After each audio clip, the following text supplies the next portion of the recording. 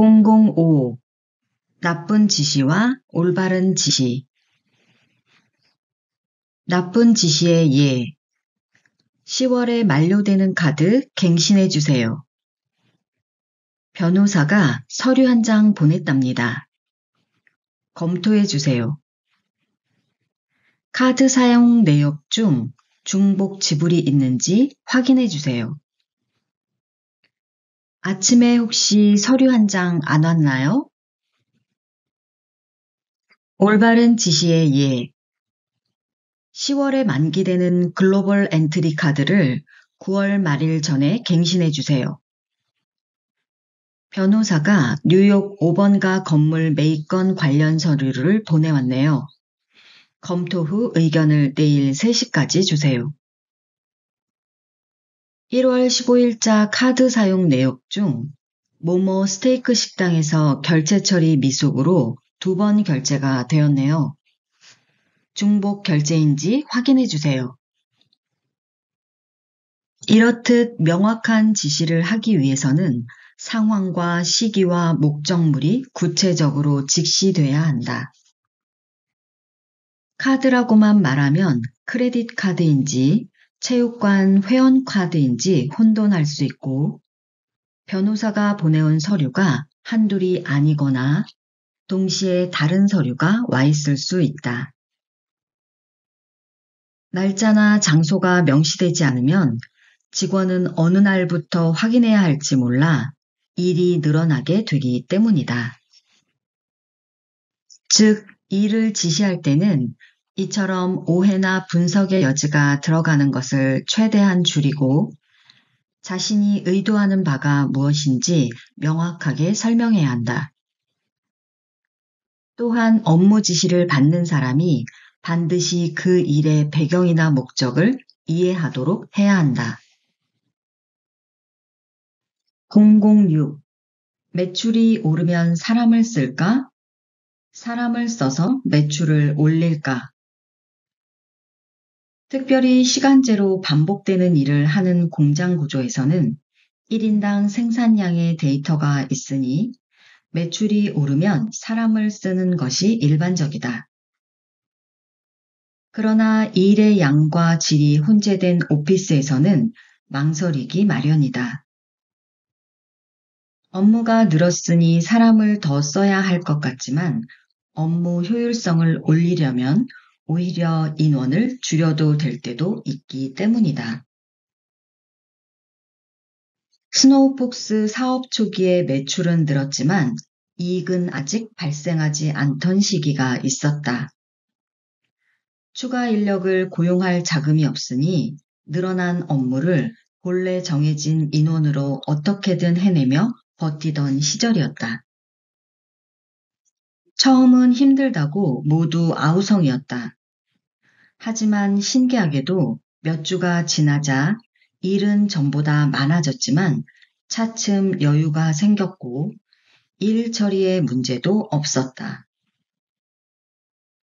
그래서 나는 매출이 증가하며 직원들의 일이 늘어난 것으로 추가 인원을 고용하는 것이 아니라 실제로 수익이 증가하면 직원을 추가 고용하곤 했다. 이것은 마치 어릴 때 10,000원 버스를 타던 느낌과 같았다.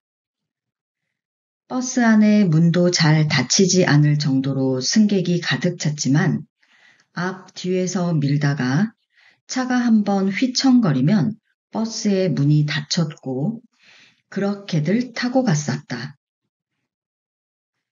다음 역에서 같은 일이 벌어져도 여전히 사람은 더 탈 수 있던 시절이었다. 사무직 일은 일의 양 못지않게 개인의 업무 처리 능력에 따라 일의 효율성이 극단적으로 차이가 날 수 있다. 나는 심지어 직원 한 명이 한 달 내내 하던 일을 새 신입 직원이 엑셀의 몇 가지 수식을 활용해 이틀 만에 마치는 것도 봤다. 지금 생각해보면 어쩌면 그 직원은 그 일을 몇 분 안에 마칠 수 있었을지도 모른다. 이런 방식을 유지하다 보니 당시에 40에서 50명의 직원으로 1000개가 넘는 매장을 관리할 수 있는 초효율적인 회사가 될 수 있었다. 현재 우리 정도 규모의 회사들은 100에서 150명 정도의 직원이 있어야 1000개의 매장이 운영되고 있다. 회사가 급격히 성장하면 일부 부서에서는 회사의 지속적인 성장을 예측해 미리 추가 직원을 고용하곤 한다. 그렇게 추가 고용된 직원에게는 이전 직원이 맡고 있던 업무가 분배된다. 문제는 예상했던 대로 회사가 성장한 다음 현 상황을 예측해 앞서 고용했던 직원들로 업무 효율성이 유지되거나 높아지지 않는다는 점이다. 오히려 또다시 인원을 추가 고용해 달라고 요청한다. 하지만 그렇게 인원을 충분히 해줘도 같은 일은 반복된다. 직원들이 나눠 가진 일의 분량을 정량이라고 생각하고 있었기 때문이다. 여기서 경영진과 차이가 생긴다. 이것을 해결하지 못하면 매출이 증가한 것보다 더 많은 추가 인원이 항상 근무하는 회사가 된다. 그래서 어떤 회사들은 언제나 인건비를 충당하는데 정신이 없다.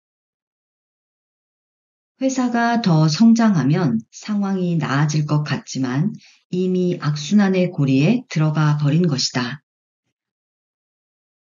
어느 프랜차이즈 대표가 상의해온 적이 있다. 현재 매장이 200개이고 지금 본사 인원이 100여 명인데 혹시 직원이 너무 많은 것은 아닌지 궁금해했다. 나는 내 경험상 많다고 느꼈다. 작은 규모가 아닌데도 인건비로 수익률이 악화된 것처럼 보였기 때문이다. 결과적으로 회사의 직원들이 퇴사를 한 뒤에 추가 고용을 하지 않았고 인력 재배치로 본사 직원을 50명 이하로 줄였다. 그래도 회사는 멀쩡하게 잘 돌아갔다. 또한 일찍 구조조정을 한 덕에 코로나 여파로 파생된 어려운 시기를 잘 견디고 있다. 반대로 어느 회사는 회사 성장에 앞서서 직원을 고용해 나갔다. 매장이 100개 정도인데 이미 본사 직원이 100명이 넘어서고 있었다. 매장 하나마다 본사 직원 1명을 먹여 살리는 형국이다. 대표는 조만간 매장이 300개가 넘을 것이라서 그때를 대비한다고 핑계를 댔지만 그런 기준으로는 매장 300개가 넘어갈 때 직원도 300명이 돼 있을 것이다. 자기 회사의 직원이 많은 것을 자랑하는 사장이 실제로 존재한다. 그러나 자랑은 매출로 하는 것이고 더 자랑은 순수익으로 하는 것이다. 그보다 더 큰 자랑은 생존 연수로 하는 것이다. 업무 효율의 중요성을 이해하지 못하면 회사는 결국 죽는다. 지금 그 회사가 직원 10명도 안 되는 회사가 된 것은 당연한 일이다. 사무직 업무 중에 회계 부서처럼 일정량의 업무를 규칙적으로 처리하는 업무가 아니라 창의성이 바탕이 된 일이라면 3일에 할 일을 1시간 만에도 할 수 있는 일들이 있다. 그래서 나는 새벽 일찍 회사에 나가 직원들이 출근하기 전 조용하고 아무도 관여하지 않는 1~2시간 안에 내가 할 모든 일들을 마칠 수 있었다. 같은 일을 출근 후에 직원들과 함께 해보면 하루 종일 해도 끝이 나지 않았기 때문이다. 정답은 하나다. 이익이 오르면 직원을 늘리는 것이다.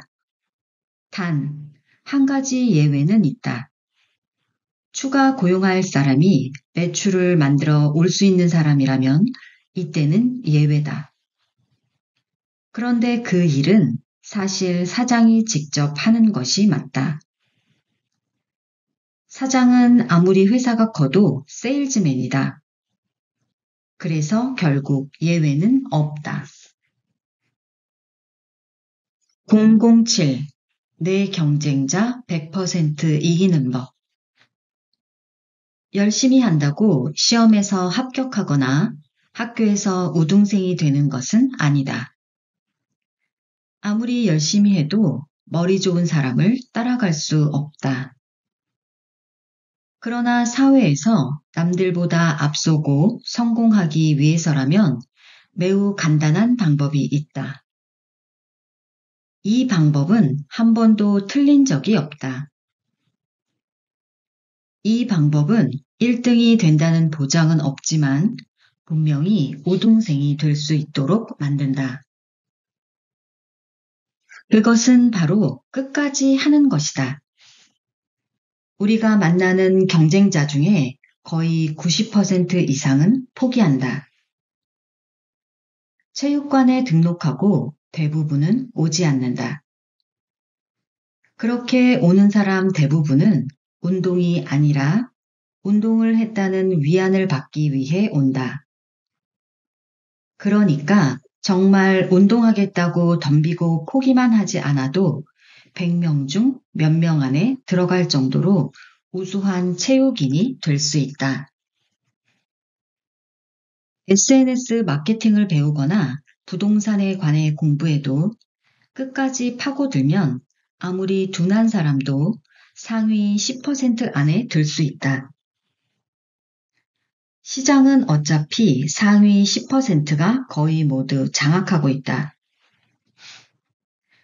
그러니 10% 안에만 들어도 대성공이다.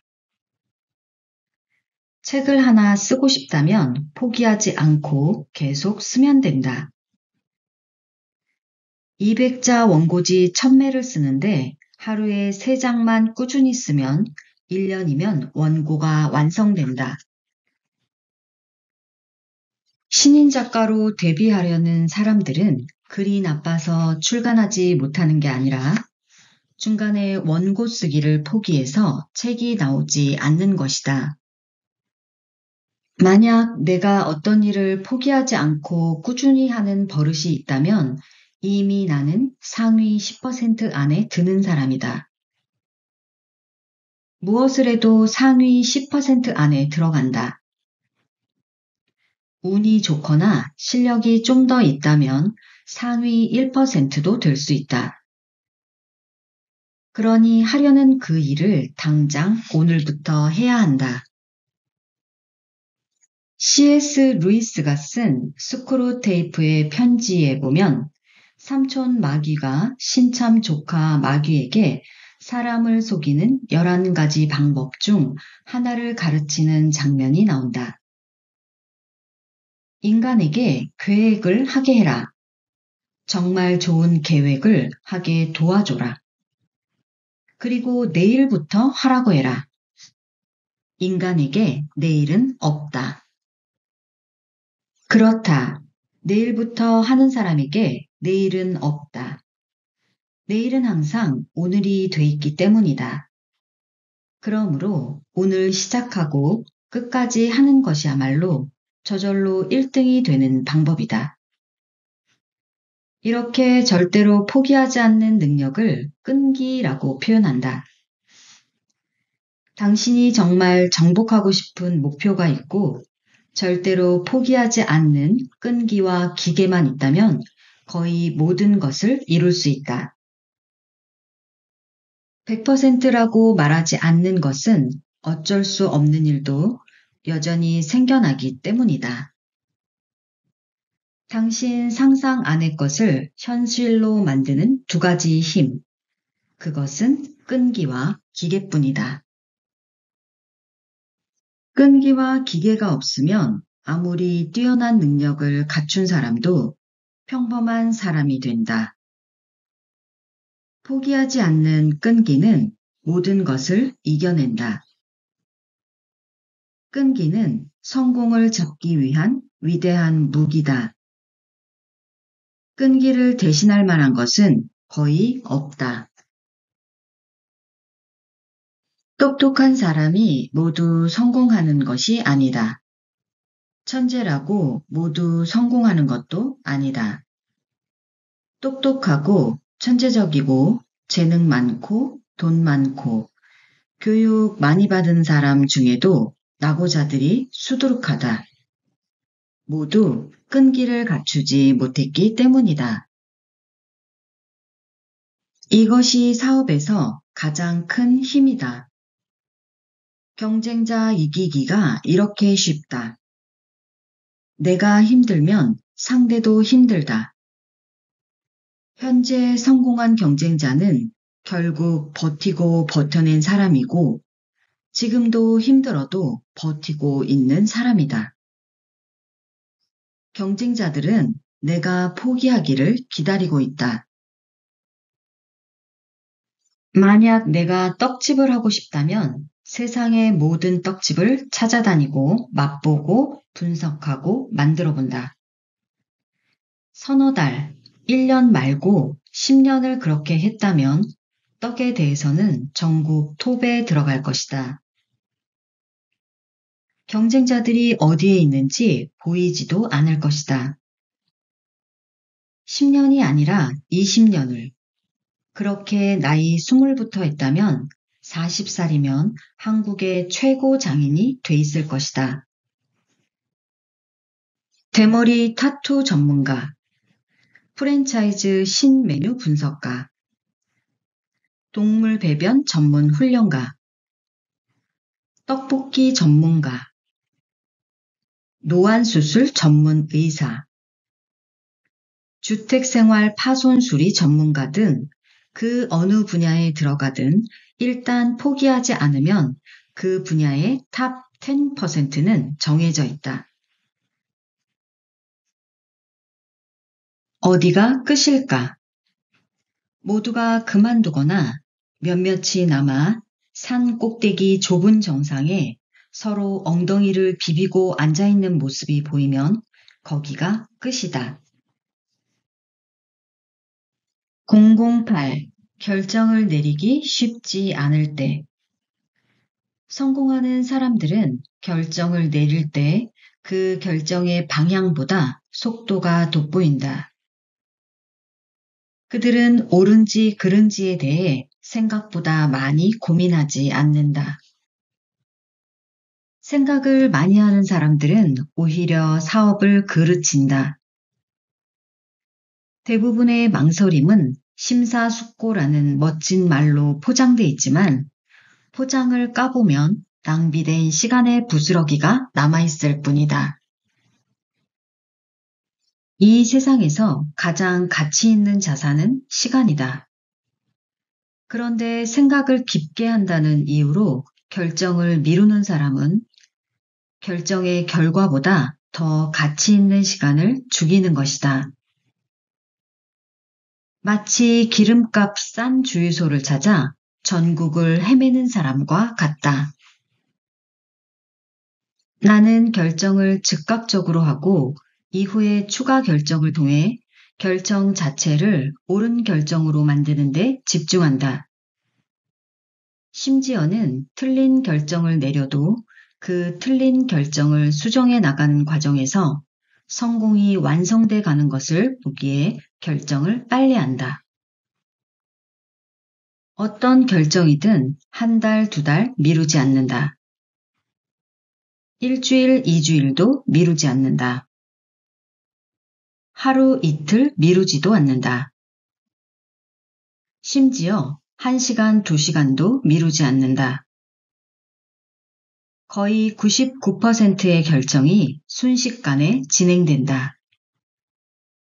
모든 결정을 즉각 처리하고 지시하고 종결한다. 전화로 오는 요청이든 이메일로 오든 10만 불짜리 문제든 수천만 불짜리 문제라도 즉각적으로 결정한다. 가장 잘못된 결정은 결정하지 않는 것이다. 세상에 틀린 결정은 없다. 결정이 잘못되면 잘못된 대로 배우고 결정이 옳았다면 큰 이득을 보기 때문이다. 유일하게 틀린 결정은 결정하지 않는 것이다. 내가 내린 옳은 결정 때문에 내가 이 자리에 있는 게 아니라 내가 내린 잘못된 결정들을 수정하는 과정 덕분에 내가 이곳에 있는 것이다. 그러니 즉시 결정을 내리고 오른쪽이든 왼쪽이든 가라. 어차피 인생은 처음과 마지막을 제외하고는 모든 것을 혼자 결정해가는 과정이다. 결정할지 말지 빨리 결정을 내리라고 이 글은 짧게 쓴다.